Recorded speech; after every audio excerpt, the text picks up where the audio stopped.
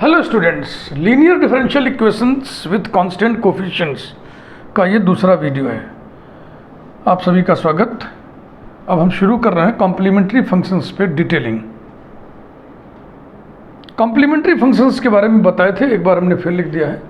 General solution of F of D operated on Y equals to 0 is termed as complementary function of linear differential equation f of d operated on y is equal to q where q is constant or function of independent variable x. To find complementary function, solving the auxiliary equation f of m equal to 0, we get some values of m. Depending on the nature of m's, the following cases arises. There are 6 cases. When all the values of m are real and distinct, when some real values of m are equal, when m equal to alpha plus minus i beta, complex root हमेशा pair में ही होते हैं, या पढ़े हुए intermediate में theory of equations में समीकरणों के सिद्धांत। यदि किसी इक्वेशन का एक root a plus i b हो तो दूसरा root a minus i b जरूर होगा। कॉम्प्लेक्स रूट्स हमेशा जोड़े में होते हैं, pairs. When m equal to alpha plus minus i beta twice, इसका मतलब alpha plus minus i beta again alpha plus minus i beta repeated. ये सर्ड रूट है, surd SURD surd. When m equal to alpha plus minus root beta, ये भी जोड़े में होता है। ये भी आप इंटरमीडिएट में पढ़े हुए होंगे निश्चित रूप से। यदि किसी समीकरण का एक मूल a प्लस रूट बी है तो दूसरा मूल a माइनस रूट बी जरूर होगा। a माइनस रूट बी को a प्लस रूट बी का कॉन्जुगेट कहते हैं। और सिक्स्थ है when m is equal to alpha plus minus under root beta twice. अब ये 6 केसेस हम डिस्कस करेंगे। इसमें सब बहुत इंपॉर्टेंट में पहला, दूसरा, तीसरा ज़्यादा इंपॉर्टेंट है, बाकी केसेस कम मिलते हैं। आइए वन बाय वन शुरू करें। Case first, when all the values of m are real and distinct. तो कंप्लीमेंट्री फंक्शन कैसे हमें मिलेगा?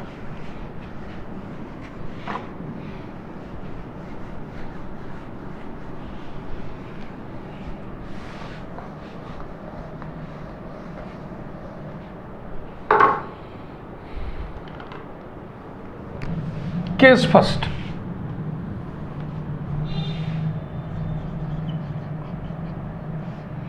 when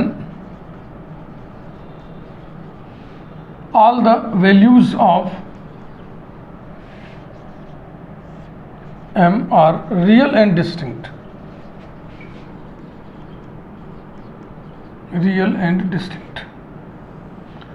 तो पहले हम वर्किंग मेथड लिख दे रहे हैं, फिर उसके बाद आपको मैकेनिज्म समझा देंगे।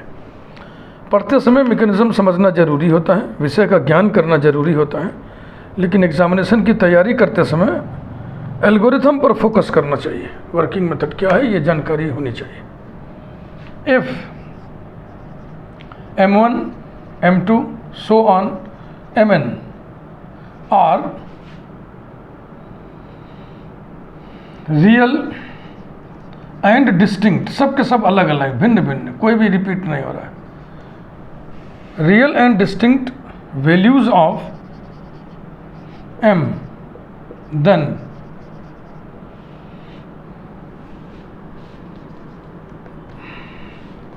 कॉम्प्लीमेंट्री फंक्शन को हम ऐसे लिखते हैं, c1 e to the power m1x plus c2 e to the power m2x plus so on plus cn e to the power mnx। अब मैकेनिज्म को आइए हम समझाएं आपको। If m1 is a non-repeated root,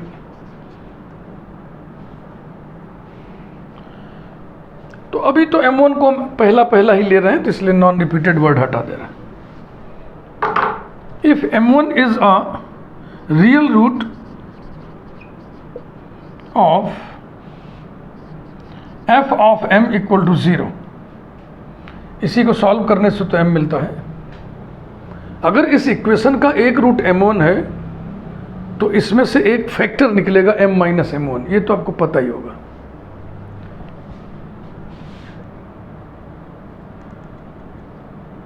then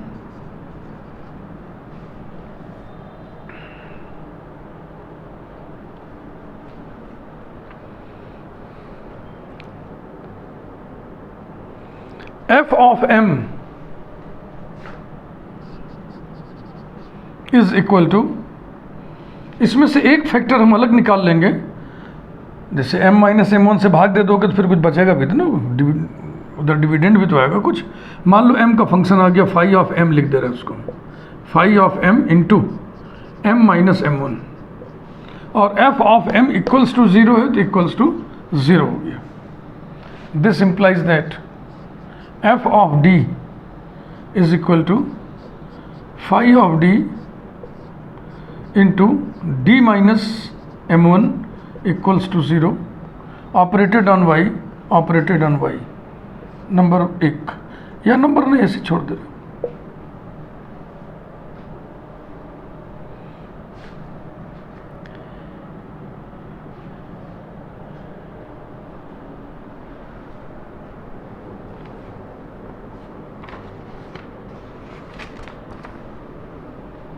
clearly, अब यहां पर एक बात समझिए clearly, any value of y,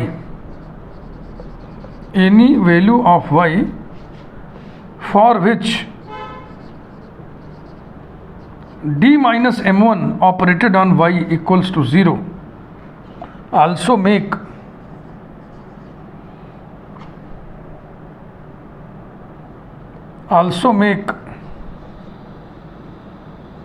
phi of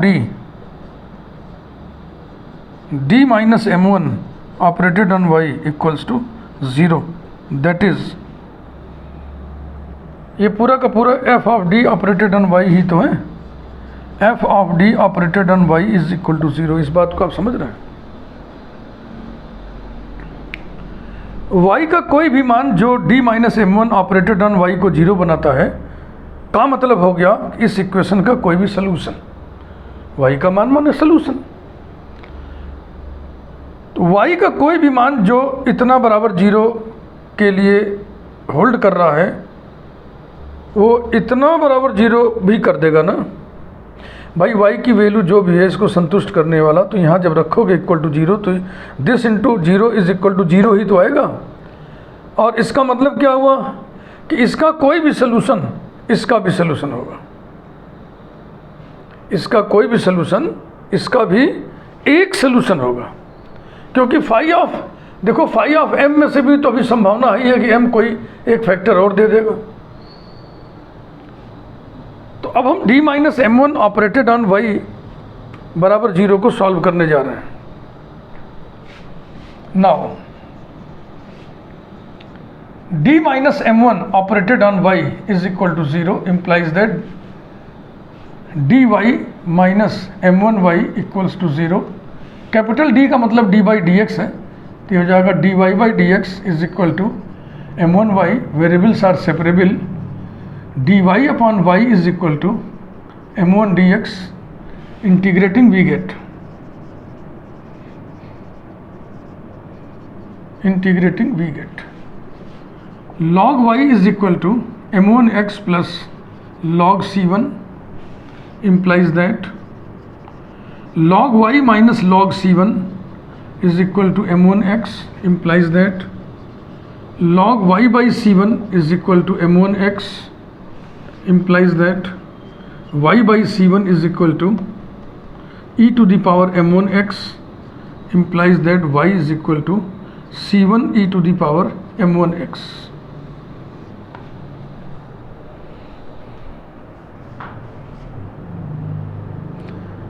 Therefore, y is equal to c1 e to the power m1x is a part of complementary function. ये बात समझ रहे हो ना? अब देखो complementary function f of m बराबर 0 को सॉल्व करने से m के जितने मान आएंगे, m के जितने मान आएंगे, m का हर वो मान ऐसे ही सोल्यूशन देगा। तो m के हर मान के लिए CF का एक एक पार्ट ऐसे बनता चला जाएगा, सारे पार्ट को हम सम अप कर देंगे तो CF मिल जाएगा। सिमिलरली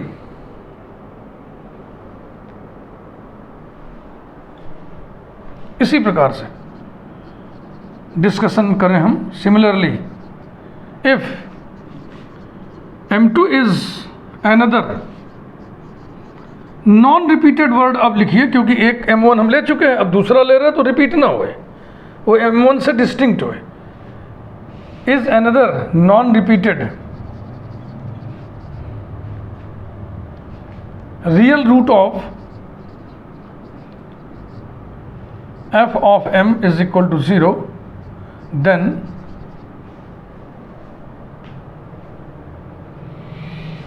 थोड़ी बात को अलग से समझाते हैं आपको। एक फैक्टर आप पहले से निकाल चुके थे, अब एक फैक्टर आप और निकाल लिए, तो फिर अब भाग दोगे तो इतना नहीं बचेगा ना भाई। m माइनस m1 से भाग देने पर इतना आया था, अब इस पूरे में m माइनस m2 से हम भाग देंगे तो ये यहाँ पर चेंज आ जाएगा। तो अब f ऑफ m बराबर हो जाएगा, मान लीजिए साई ऑफ m, कुछ बचा, into m minus m1 into m minus m2 is equal to 0, ये बचा। लिख दें क्या? f of m is equal to psi of m multiplied by m minus m1 m minus m2 is equal to 0।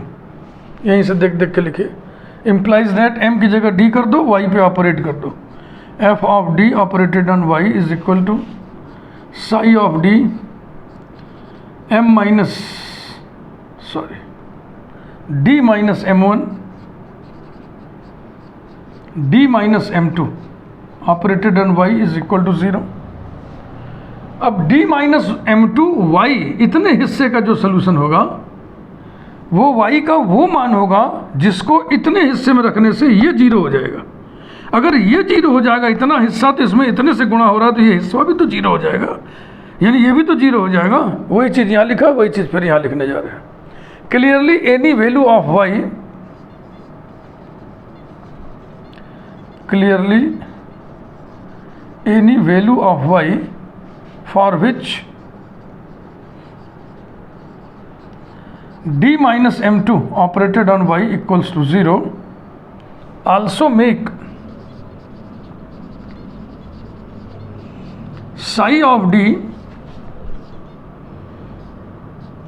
minus m1 d minus m2 operated on y equals to 0, that is f of d operated on y is equal to 0।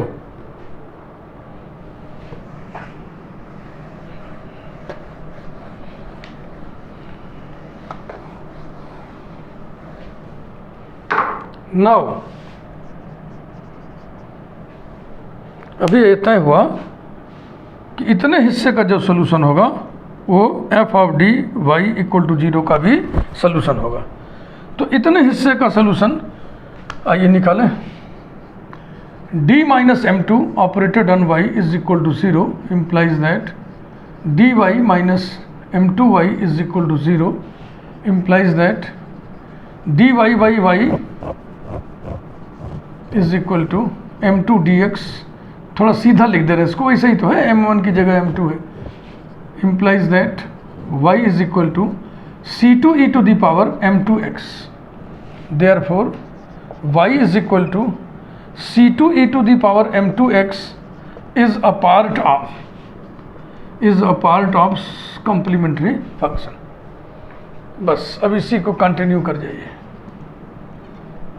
Finally we conclude that, अंततः हम निष्कर्ष निकालते हैं कि finally we conclude that if m1 m2 so on mn are non-repeated या distinct non-repeated real values of m, then complementary function के जितने roots हैं, n रूट्स हैं, तो n पार्ट्स आएंगे। एक होगा c1 e to the power m1x, एक होगा c2 e to the power m2x and so on, एक होगा cn e to the power mnx। सारे पार्ट्स को हम समअप कर दें तो cf आ जाएगा। c1 e to the power m1x plus c2 e to the power m2x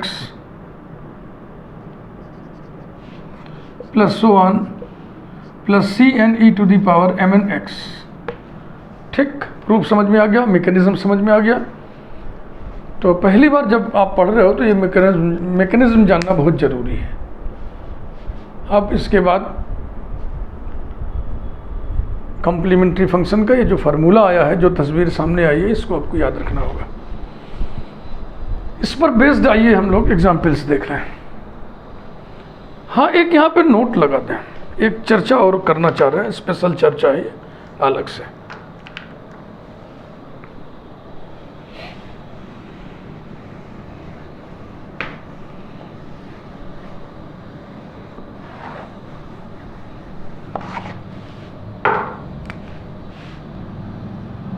Footnote: if m is equal to plus minus a being real, then we can write complementary function as complementary function is equal to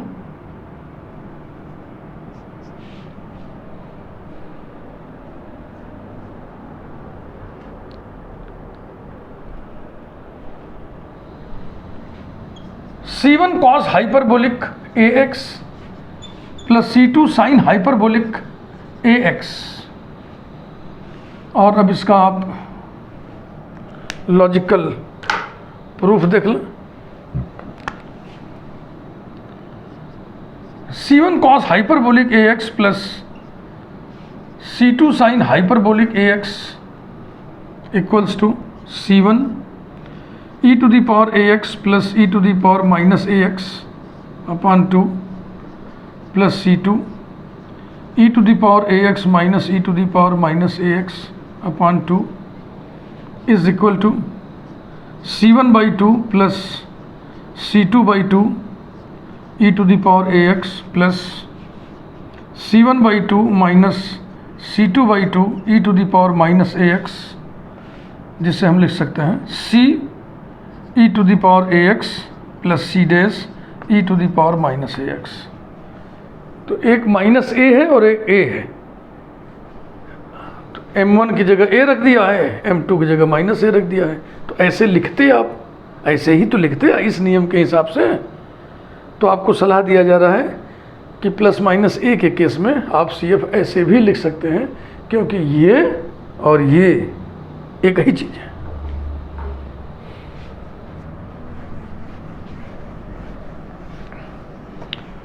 क्योंकि जो C1 C2 है तो arbitrary constant है ना, ये fixed constant तो है ना, तो इसकी जगह कुछ भी हमने सिंबल लिख दिया। अब आइए एग्जाम्पल देखें। एग्जाम्पल नंबर 1,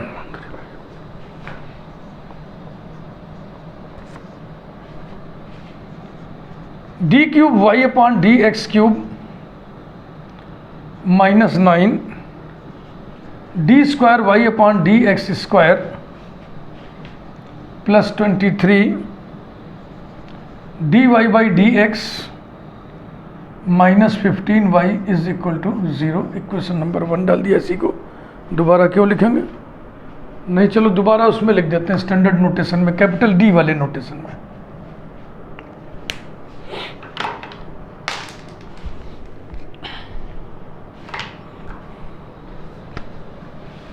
ये है capital D cube minus capital D square plus 23 D minus 15, this whole operated on Y is equal to 0। Number 1, Q बराबर 0 है। ऑक्सिलियरी इक्वेशन क्या होगा, F of M equal to 0। ये एफ ऑफ डी है, ये F of D है, समझ रहे हो ना, इतना हिस्सा F of D operated on Y equals to 0। तो एफ ऑफ डी, डी को एम से रिप्लेस कर देते हैं तो एफ ऑफ एम हो जाता है, यानी M cube minus 9 M square plus 23 M minus 15 is equal to 0। Auxiliary equation हो गया। 23 1 24, 15 9 24, एम इज इक्वल टू 1, इसका एक रूट दिख रहा है। अब इसके रूट्स निकालने के तरीके देखो, वैदिक गणित में भी सिखाया जाता है, और m-1 से डिवाइड करके भी निकाल लेते हैं लोग। एक देखो हम फैक्टर्स कर दे रहे हैं इसके इस तरीके से, M cube minus M square minus 8m square plus 8m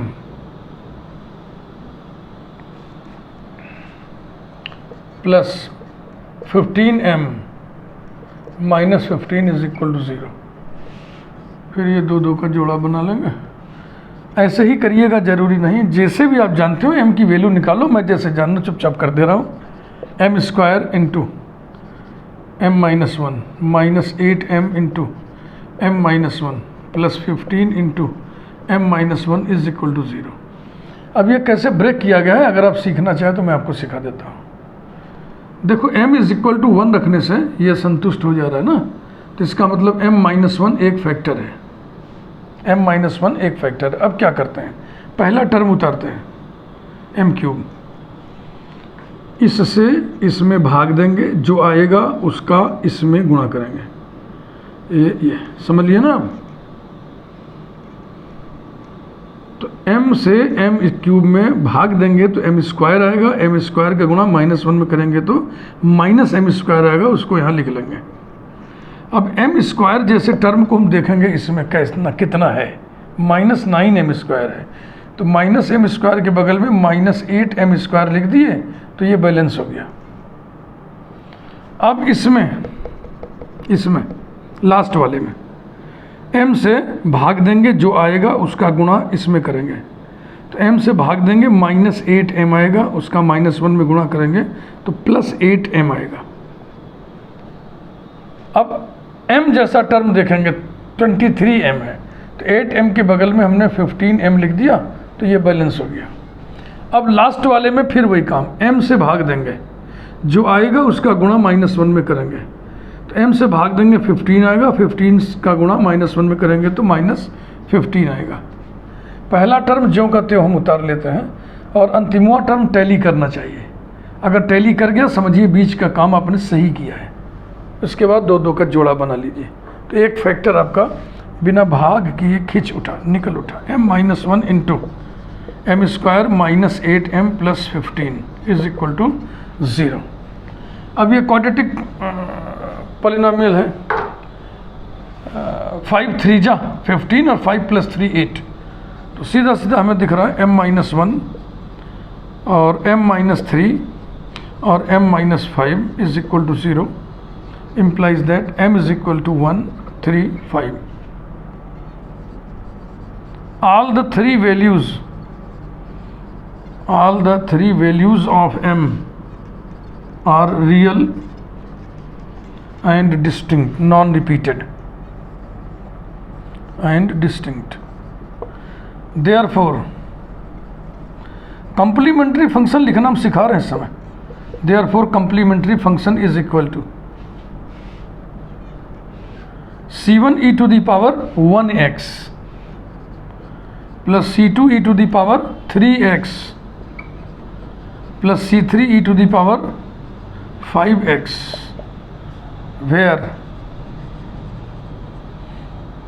c1, c2, c3 are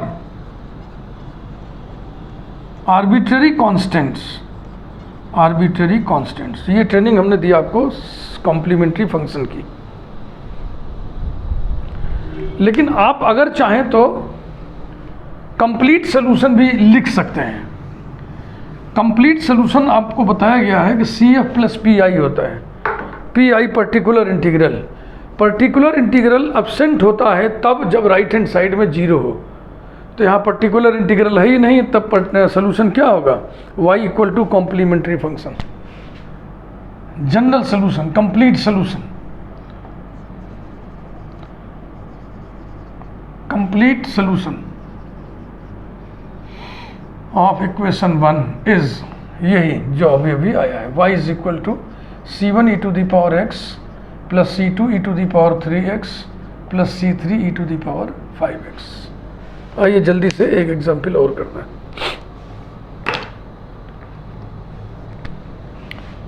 example number 2,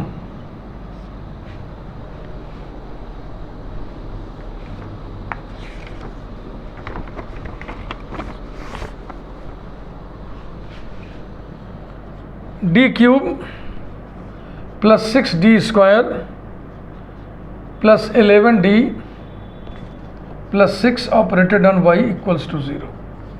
हाँ, दोबारा नहीं लिखेंगे, उसी पे नंबर 1 डाल दिए। ऑक्सिलियरी इक्वेशन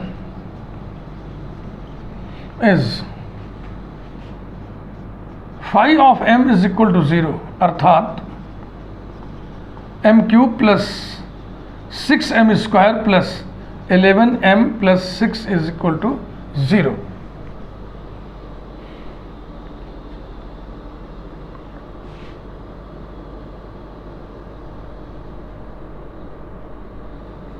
अगर देखो m की कोई भी पॉजिटिव वैल्यू रखने से तो ये कभी 0 नहीं होगा ना, क्योंकि सारे टर्म पॉजिटिव में है।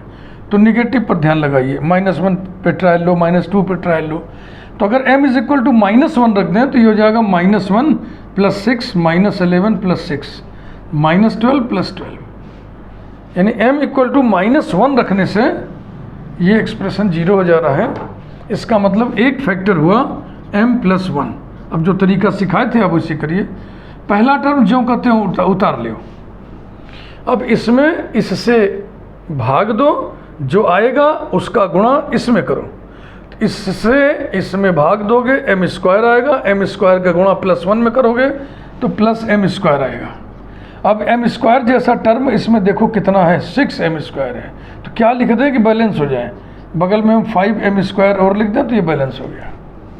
अब इसमें जो आखिरी में है उस आखिरी वाले पद में m से भाग दो, जो आएगा उसका गुणा +1 में करो।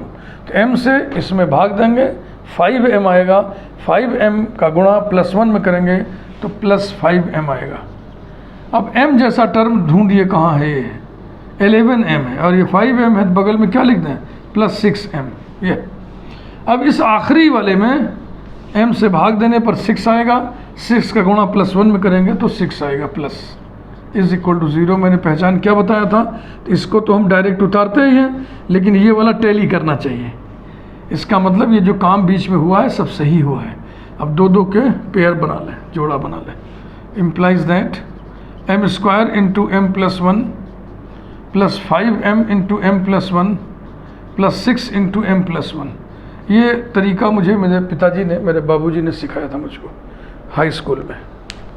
गणित के बहुत मशहूर टीचर थे वो, हाई स्कूल स्तर के। उनका सिखाया हुआ तरीका, इसलिए मैं इसको यूज़ करता हूँ। इसी बहाने मैं अपने फादर को याद करता हूँ। गणित पढ़ते समय बहुत याद रहता है। अब उनकी ट्रेनिंग बहुत तगड़ी थी, वो ट्रेनिंग अब नहीं हम बरकरार रख पा रहे। मेरी भी एज काफ़ी है, अदरवाइज़ वो यहाँ पर डांटते, हमको मार भी देते ऐसे करके ना, स्केल से, खड़ी स्केल से मारते थे ऐसे। किस गलती पर? ये जो बराबर बराबर बराबर बराबर देख रहे हो ना, ये पूरा एक सीध में होना चाहिए। ये ऐसे बोलते थे, ऐसे लिखो, ऐसे लिखो कि पूरा सीध में हो। गणित को लिखना भी आना चाहिए। Implies that m plus 1 into m square plus 5m plus 6 equals to 0।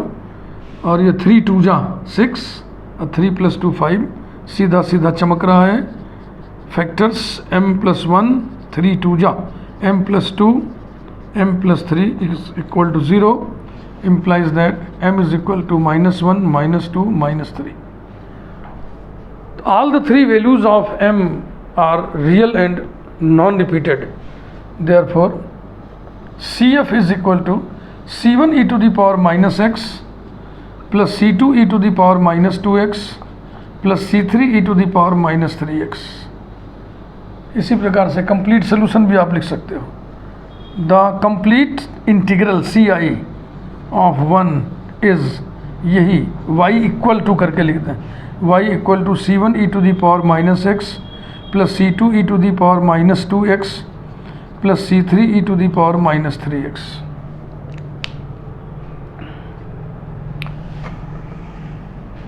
एक केस का मैकेनिज्म हमने समझाया, उस पर बेस्ड 2 एग्जाम्पल बताया। आपके समझ में निश्चित रूप से आया होगा, आपको अच्छा भी लगा होगा। जो लोग ये मैकेनिज्म कभी नहीं पढ़े थे उनको पढ़ के अच्छा लगा होगा। और यदि अच्छा लगा है तो वीडियो को लाइक करिए। चैनल यदि आपने अभी तक सब्सक्राइब ना किया हो तो चैनल को आप सब्सक्राइब कर दें। अगले वीडियो में हम केस उठाएंगे when some real values of m are repeated. Thank you very much.